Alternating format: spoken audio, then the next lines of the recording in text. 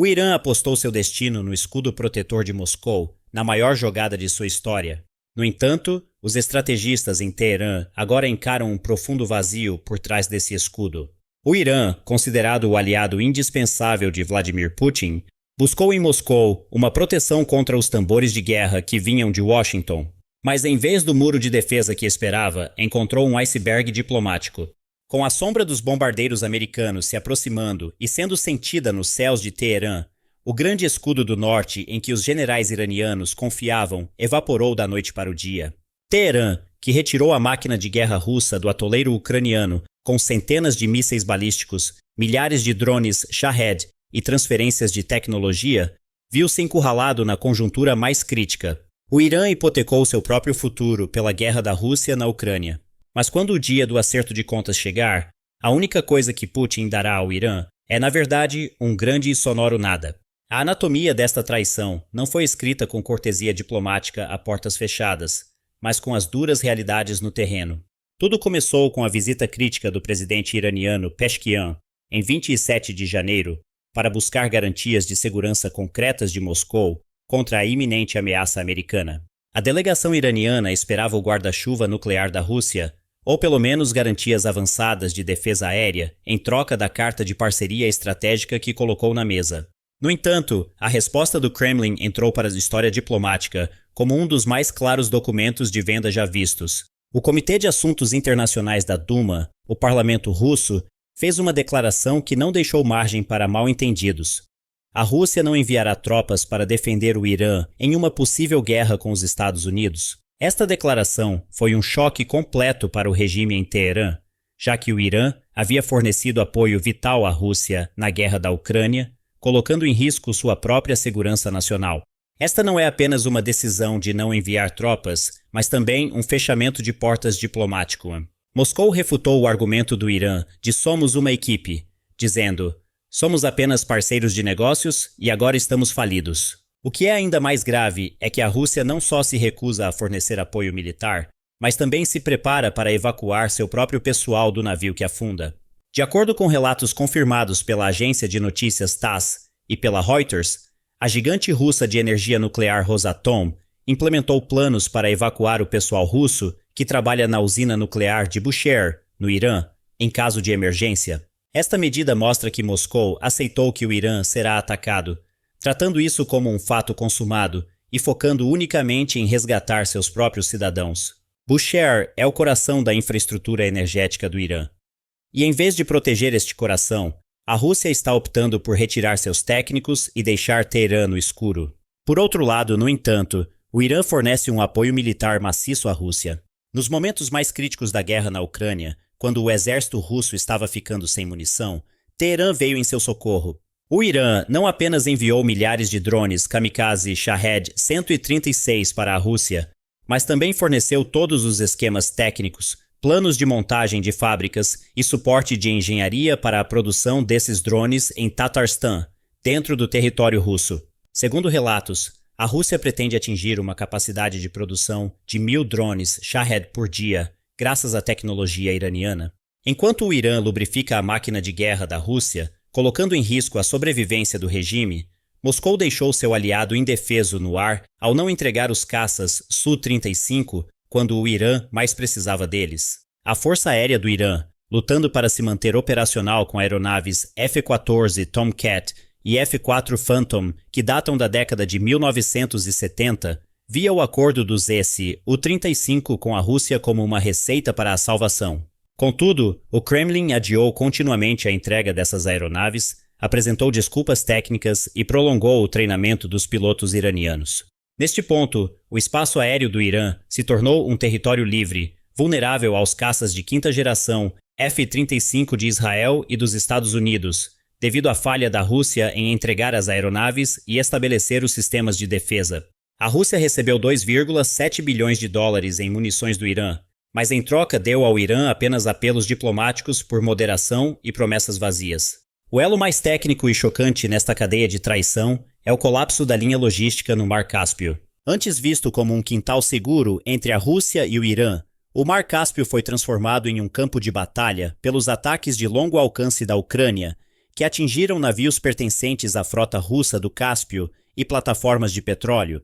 A inteligência e o exército ucranianos destruíram fisicamente a potencial rota de ajuda secreta de Moscou para o Irã. A incapacidade da Rússia de garantir a segurança, mesmo em seu próprio mar interior, prova que ela está fraca demais para enviar ajuda ao Irã, mesmo que quisesse. O afundamento dos navios significa não apenas o afundamento de pilhas de metal, mas também o afundamento da confiança logística na linha Moscou-Teherã. Esta traição não é apenas uma manobra diplomática, significa o esmagamento fundamental da doutrina de defesa do Irã. Porque o abandono do Irã pela Rússia não se limita a não enviar tropas. É um cenário de desastre, combinado com a exposição dos sistemas de defesa aérea de fabricação russa como tigres de papel. O regime de Khomeini confiou por anos sua segurança aos sistemas S-300 de fabricação russa e aos sistemas Bavar 373 de produção local, que são cópias russas. No entanto, o exemplo da Venezuela mostrou ao mundo inteiro, e principalmente aos generais em Teherã, quão impotentes esses sistemas são contra as modernas capacidades de guerra eletrônica americanas. Na Venezuela, os S-300 VM russos e os radares de fabricação chinesa implantados para proteger o regime de Maduro foram deixados cegos e surdos contra as aeronaves de guerra eletrônica e os bloqueadores de sinal dos Estados Unidos. Enquanto as aeronaves americanas operavam bem debaixo do nariz desses sistemas, os radares russos viam apenas interferência no céu. Esta situação é uma crise existencial para Teherã, porque os sistemas que protegem as instalações nucleares do Irã em Natanz ou Fordo também são baseados na mesma arquitetura russa. Se os sistemas russos não conseguiram parar a tecnologia americana na Venezuela, proteger Natanz ou Fordo é impossível. É um fato que a Rússia evitou entrar na guerra ao lado do Irã porque sabia dessa fraqueza tecnológica, temendo que o prestígio de suas próprias armas fosse completamente destruído. Quando olhamos para este evento, não apenas da perspectiva de hoje, mas também de uma perspectiva histórica, podemos estar testemunhando uma repetição do hábito da Rússia de usar e abandonar aliados. O reflexo de Moscou é sacrificar os mais próximos quando se encontra em uma situação difícil. Assim como na Síria, a Rússia evacuou o teatro de operações sírio para transferir as forças do grupo Wagner e unidades de elite para a frente ucraniana, deixando o regime de Assad indefeso em certas áreas. O que o Irã está vivendo hoje é uma versão em maior escala do isolamento estratégico que Damasco experimentou anteriormente. Indo mais para trás, existem inúmeros exemplos da Segunda Guerra Mundial ou da Era da Guerra Fria de como as grandes potências sacrificaram seus aliados como peões quando sua própria sobrevivência estava em jogo. O silêncio atual da Rússia evoca as manobras diplomáticas da década de 1940. Para proteger minhas próprias fronteiras, posso ver as fronteiras do meu amigo queimarem. As poses de ombro a ombro nas cúpulas do BRICS ou da Organização de Cooperação de Xangai estão agora se mostrando frágeis diante de uma ameaça real de guerra. O eixo do mal, formado por China, Rússia e Irã, não era na verdade um pacto de defesa mútua, mas sim uma ilusão de cooperação baseada em interesses temporariamente sobrepostos. A estratégia de Putin pode ser lançar o Irã na frente dos Estados Unidos como isca ou distração, a fim de continuar a guerra na Ucrânia. Quanto mais o Irã resistir, ou quanto mais profunda a crise se tornar, mais a atenção do Ocidente se desviará da Ucrânia. No entanto, este é um jogo de xadrez jogado às custas do desaparecimento ou de danos severos ao Irã. À medida que os sistemas de guerra eletrônica, satélites e mísseis da Rússia se esgotam em suas próprias linhas de frente, cada bala dada ao Irã é vista como uma perda para Putin. Na frente econômica, a situação é um caos completo. Outra razão pela qual a Rússia não pode ajudar o Irã é que sua própria casa está pegando fogo. Os ataques sistemáticos da Ucrânia às refinarias de petróleo russas atingiram seriamente as receitas de petróleo e a capacidade de produção de combustível da Rússia. Enquanto a Rússia luta para encontrar combustível para seus próprios tanques, fornecer apoio econômico ou energético ao Irã tornou-se fisicamente impossível. Com as receitas de petróleo de Moscou diminuindo devido às sanções e ataques, a única coisa que pode oferecer ao Irã são mensagens de solidariedade. No entanto, Teherã precisa de dinheiro, combustível e armas de verdade.